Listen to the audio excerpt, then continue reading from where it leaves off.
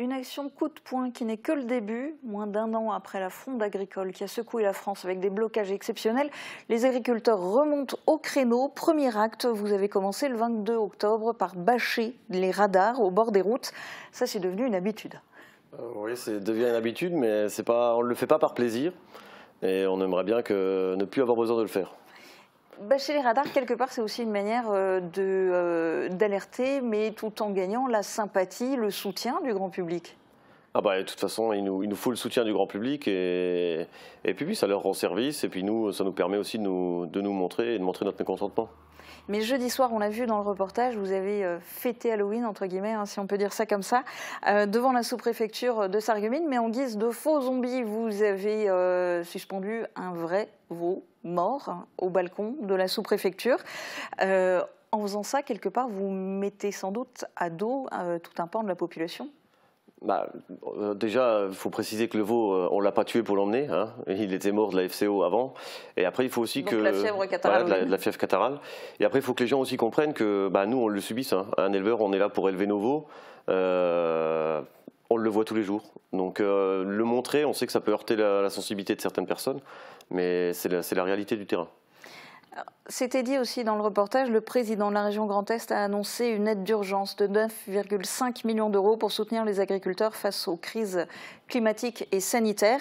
La ministre de l'Agriculture, Annie Genevard, a annoncé que la réforme des retraites agricoles basée sur les 25 meilleures années des intéressés sera mise en œuvre au 1er janvier 2026 et que le projet de loi d'orientation agricole, qui a été interrompu par la dissolution de l'Assemblée nationale, reprendra son parcours au Sénat avant la fin de l'année.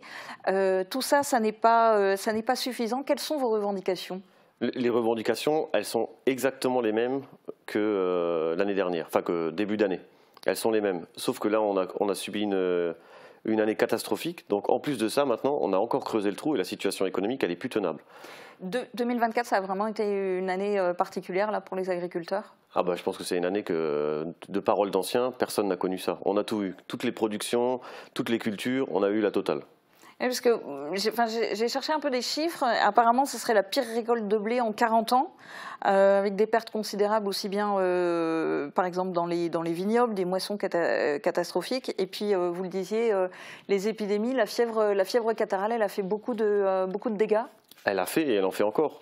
Et en plus, on a la MHE, donc la maladie hémorragique, qui monte du sud. Donc si elle arrive chez nous, celle-là, on va encore avoir une autre maladie en plus. Donc la FCO descend, la MHE monte. On a tout eu. En parallèle de tout ça, il y a aussi l'Union européenne qui serait très proche de conclure un accord de libre-échange avec le Mercosur, donc un accord commercial avec l'Amérique du Sud. Quels sont les risques à vos yeux et est-ce que c'est ça la ligne rouge à ne pas franchir ? Il ne faut surtout pas qu'elle soit franchie. Signer un traité de libre-échange avec les pays du Mercosur, ça veut dire qu'on va importer des aliments, des denrées alimentaires, que nous, en Union européenne et en France, on serait incapable de produire. On n'a pas les mêmes produits, on n'a pas les mêmes normes, on n'a pas les mêmes contrôles. Ça serait une aberration totale. Une aberration totale de faire venir des aliments qui seraient interdits à produire chez nous. On finirait en prison, nous, si on ferait ce genre de choses. Ceci dit, l'État français s'oppose à cet accord commercial qui est mené par l'Union européenne.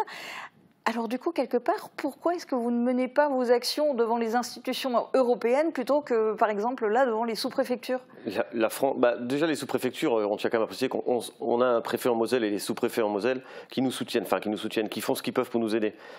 Mais en dehors de ça, les sous-préfectures, c'est la représentation de l'État. Donc on s'en prend à l'État. Mais après, l'Union européenne, la France, elle a un droit de veto. Elle peut utiliser son droit de veto et dire non, pas de traité de libre-échange. Si tant est que le veto puisse fonctionner dans ce cadre-là, puisqu'il y a débat juridique sur la question et c'est pas encore sûr, ça peut peut-être passer sans veto. Du coup, il y a aussi un appel général à la mobilisation pour la mi-novembre. Ça vient des jeunes agriculteurs, ça vient aussi de la FNSEA, ça vient aussi de la coordination rurale, etc. Est-ce que tous les syndicats d'agriculteurs sont unis sur ce coup-là ? Je pense que oui, tous les syndicats agricoles seront dans la rue dans pas tellement longtemps, oui. Alors dans la rue, ça veut dire cette mobilisation, concrètement, elle va se traduire comment ? Ça va être des blocages massifs ? Alors écoutez, à l'heure actuelle, on ne sait pas du tout encore ce qu'on va faire. Mais évidemment, Comme dans toute manifestation, comme dans toute grève, on va déranger certaines personnes et déjà on s'en excuse d'avance. Mais évidemment que oui, là on va sortir et on va rien lâcher et on rentrera pas aussi facilement qu'on est rentré début d'année. Oui, parce qu'en début d'année, on vous a vu bloquer beaucoup de routes, d'autoroutes, on vous a vu monter à Paris.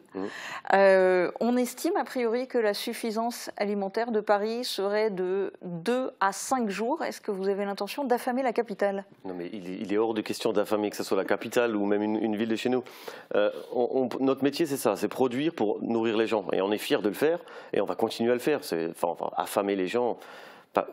Je pense que ceux qui ont les idées là, ils sont pas tout à fait clairs quand même. On peut pas affamer un pays, c'est pas du boulot. Alors malgré tout, la situation est explosive, on l'a bien senti et ça va crescendo dans les actions. Vous êtes prêts à aller jusqu'où et pendant combien de temps? Nous, on dit à qui veut l'entendre que les prochaines manifs qu'on fera, si maintenant on sent que ça va durer, on achètera déjà le sapin de Noël début décembre.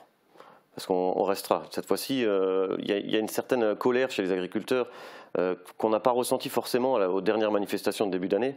Là, on sent que c'est plus une manifestation normale. Il y a vraiment de la colère et on sera toujours respectueux des biais des personnes. Ça, on mettra un point d'honneur à ça.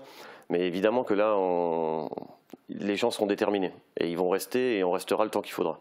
Bon, et on suivra les actions pour les montrer à nos téléspectateurs. Merci beaucoup d'être venu témoigner sur Mosaïque Cristal.